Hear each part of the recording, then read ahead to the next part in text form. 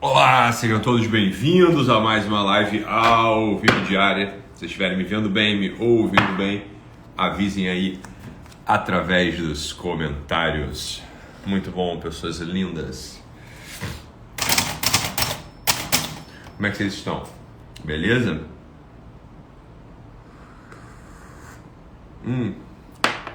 Passaram bem o final de semana? Se divertiram? Se divertiram a valer? Que bom. Fico feliz. Desculpa aí, pessoal, pelo atraso. Estava resolvendo questões importantes, mas creio que todas solucionadas. Tudo foi solucionado com sucesso. Tá bom? Então, beleza. Boa tarde, pessoal. Voltamos aqui ao vivo e em definitivo para a nossa live ao vivo diária, começando a semana com a energia lá em cima. Show! Aí, vou te falar, vocês são muito louquinhos mesmo. Queria conversar com vocês sobre um assunto que é um assunto, né? E vocês trazem à baila, à tona, quando comentam algo acerca de um tom específico que eu adotei nos stories desses últimos dias, né? Mais de uma pessoa falou, Doc, alguém pensou assim, não, tô preocupada, tem alguma coisa. Doutor Ítalo deve estar com alguma doença e não tá querendo contar pra gente, terminal, ele tá sabendo que ele vai morrer e não vai falar pra gente, etc, né? E aí eu parabenizei a pessoa pela sensibilidade dela, porque é exatamente isso, né? É exatamente isso. Não que eu esteja com alguma doença, né, tipo um câncer terminal, sei lá, esteja com alguma doença desse tipo que a gente sabe que vai morrer e pronto, né? Que os médicos dizem pra gente, você tem 3 meses de vida, né? Eu mesmo já dei notícias como essa, que beiram o patético, porque, enfim. Porque eu acho muito curioso que vocês não se deem, vocês não tenham em conta que é exatamente isso mesmo, né? Quer dizer, a gente tá para morrer, né? A qualquer instante. E é muito estranho que vocês não adotem esse tom, eventualmente, na vida de vocês, nas meditações de vocês, etc, né?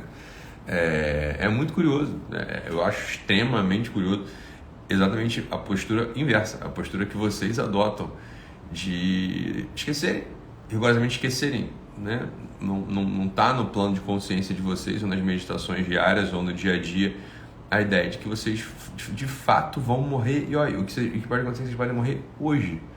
Não quero voltar a falar desses assuntos que são incômodos e chatos e inconvenientes, mas a verdade é que é essa mesmo, entende? Então, assim, é evidente que às vezes no meu texto, e às vezes na minha fala, e às vezes na minha comunicação, esse tom vai aparecer. Por que vai aparecer? Porque eu estou meditando sobre isso diariamente.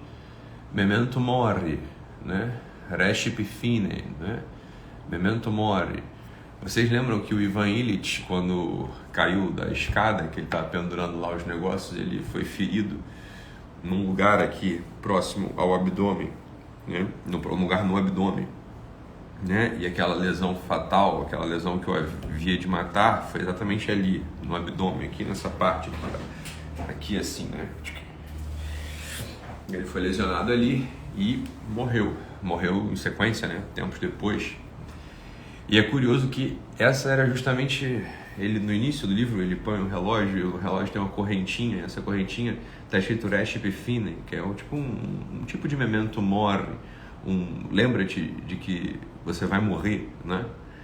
E a correntinha desses relógios antigos, onde elas ficavam? Elas ficavam bem exatamente nesse mesmo lugar onde fica o seco, que é esse órgão que foi lesionado e que vem a matar o Ivan Illich. E é como quem diz o seguinte, meu filho, você andou pela vida como quem tivesse esquecido de que tudo terá fim, e é o que te acontece, né? Você morre feito um idiota, você morre feito, né? Tá pendurando tá pendurando os enfeites, até para vaidade, porque se você lembrar bem,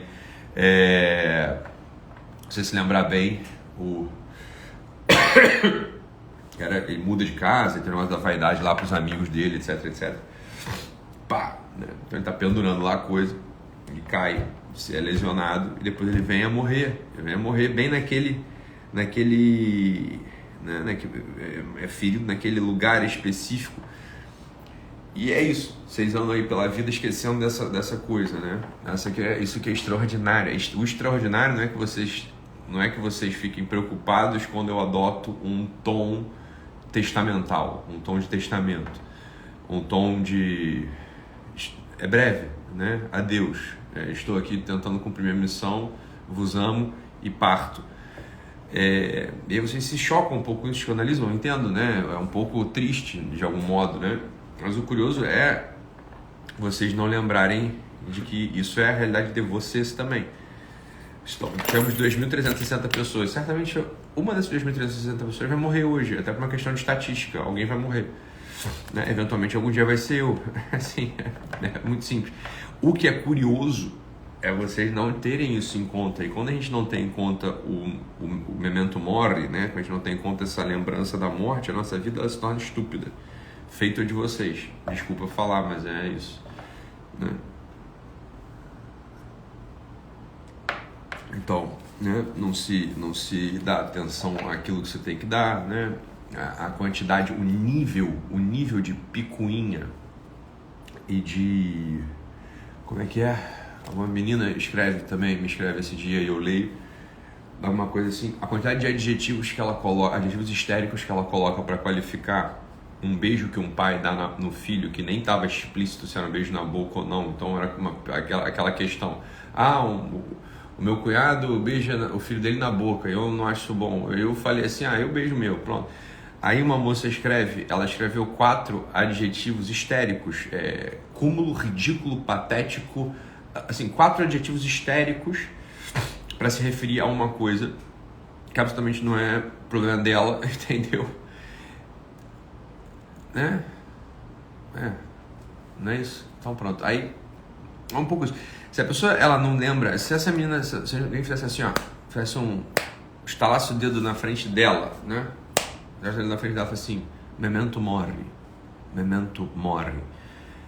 No instante seguinte, se ela levasse a sério essas palavras, ela pararia de adjetivar tudo e qualquer coisa de modo histérico e ela, no mínimo, daria uma olhada para dentro dela e para o mundo e para as pessoas, para as relações e para aquele Deus desconhecido que ela já não fala mais e pronto, né? Isso daria um F5 na cabeça dela, pof. E ela reposicionaria imediatamente aquilo que é importante e aquilo que não tem importância, né? Sem histeria, né? Sem nenhum tipo de histeria. Agora, de tantas pessoas se esquecerem disso, de tantas pessoas irem caminhando por essa vida desatentas a essa mesma dispersão, essa mesma histeria, essa aí, pronto, a Luana acabou de perder o esposo Wellington dela há 20 dias. Olha, meus sentimentos, Luana, né? Como você e tantos outros, né? Meus sentimentos, e é verdade, né? É verdade. Então, pronto. E aí depois é isso, e aí vocês falam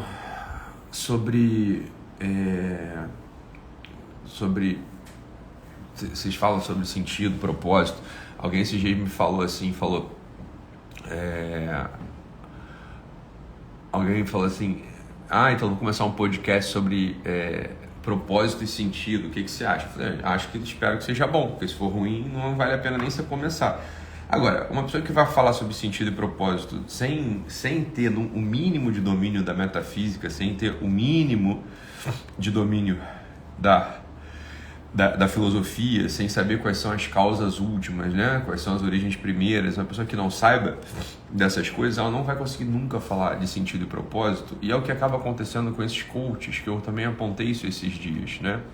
Essa histeria de alguns, né? Não todos. Essa histeria dos coaches, essa vibração sempre alta da vida e do propósito acelerado.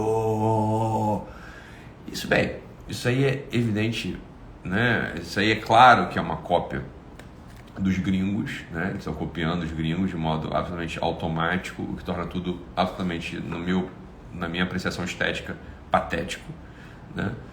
E aí não tem nenhum poder criativo ali, né? Não tem poder criativo algum, né? Eles não sabem nada, né? Eles não sabem do que eles estão falando, eles não têm muita ideia do que eles estão fazendo, né? Eles estão copiando, não são macacos de imitação, é isso que eles são, né? A maioria deles são macacos de imitação mesmo.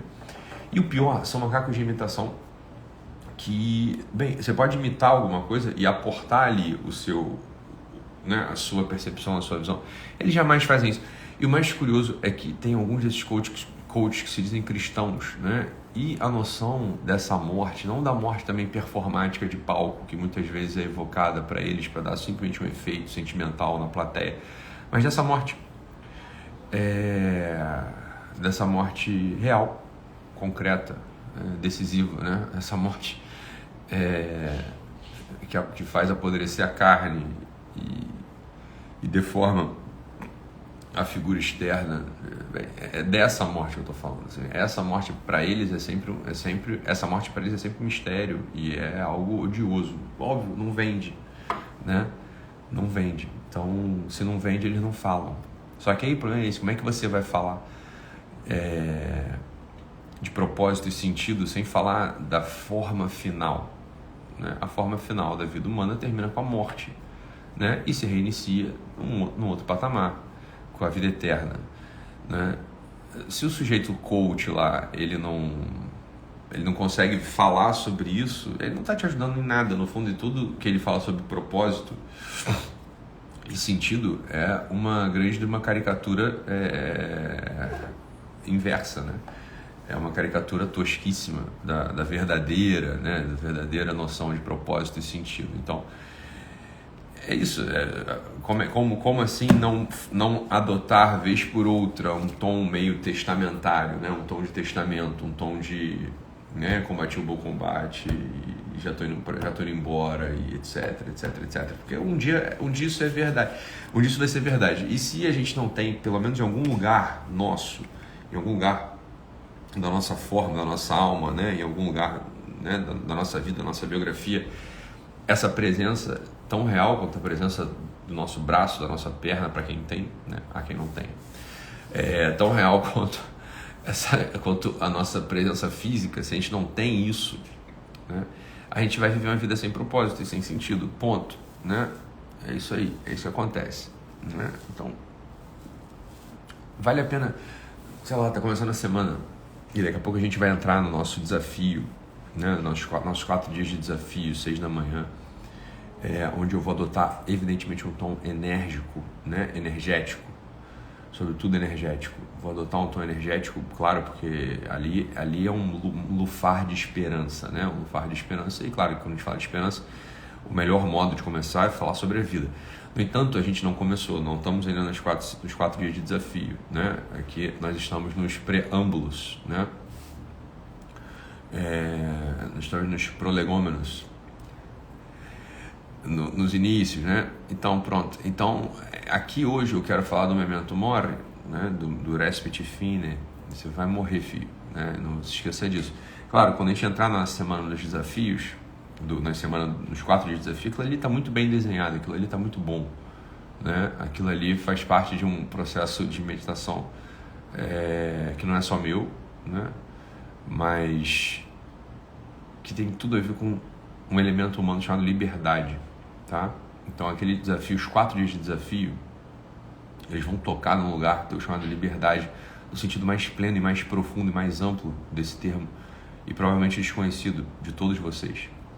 O que eu proponho ali naqueles 4 dias de desafio, que vão começar, acho que, se eu não me engano, no dia 6, acho que é 6, 7, 8 e 9, né, de setembro, 6 da manhã, todos os dias eu quero todos vocês aqui comigo, né, 6, 7, 8, 9 de setembro, 6 da manhã, vou ser aqui do escritório, vou gravar, né, porque eu já começo a trabalhar, né, já começa o dia 6 da manhã, todo mundo, né,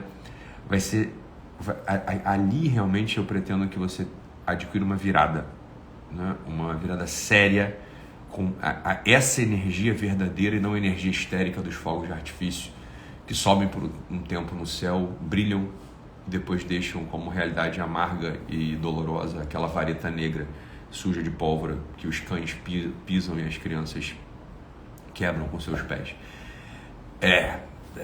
Essa é a energia proposta por muitos desses falsos gurus aí, desse pessoal que são os reis da produtividade, o caralho. Não é meu time, né? Minha base é totalmente outra, né? A minha base é uma base da filosofia. Eu tenho uma outra visão de mundo, Não é isso que eu proponho, né? Não é essa energia dos fogos de artifício, mas é uma energia do fogo do coração, que é propriamente uma coisa chamada esperança. Esse é o único propósito que dá conta de te fazer marchar, independente do dia. Nos dias de neve, nos dias de sol, no deserto, nos lagos gelados, morro acima, morro abaixo, num leito de morte ou num berço onde a vida começa. É essa coisa chamada no seu peito, chamada esperança, né? Que faz com que, por exemplo, sujeitos no campo de concentração deem a vida em troca, né? De outras, e se sacrifiquem e se preocupem com os demais, entende? Essa é a coisa, essa energia, no sentido profundo do termo, chamada esperança, que a gente vai despertar nesses 4 dias de desafio. Não procure ali propósitos fugazes, vãos, né? Como se fosse uma carreira de cocaína que o sujeito cheira e fica enérgico por 4, 5 horas e depois cai numa depressão ainda mais profunda, porque fica para ele a realidade amarga de que quase nada daquilo que ele fez era real ou era próprio, né? Mas era profundamente histérico, superficial, fantasioso. Então eu quero que vocês estejam comigo aqui nesses dias de desafio, né? Essa que é a coisa. Eu não tô abatido, meu filho, eu só tô no tom correto. Você quer que eu fale o quê? Quer que eu fale de morte, berrando, xingando a tua mãe, seu animal, né? Eu tô falando de carne que apodrece, de caixão que se fecha sobre a sua cara. Eu tô falando sobre a esperança verdadeira do coração, né? Você quer que eu fale o quê? Gritando, xingando, né? Eu tô falando sobre a sensibilidade e a transcendência. O tom é exatamente esse, é que você é um estúpido, né? Como, aliás, né, você tem levado a tua vida, né, de modo estúpido, sem nenhum tipo de ajuste, né? Você não sabe ajustar nada, né? Então para você é tudo monótono, para cima ou para baixo, né? É perfeitamente estúpido, né? Então vale a pena você aprender, você está entendendo? Vale a pena você aprender. Essa é o que eu aconselho você a fazer,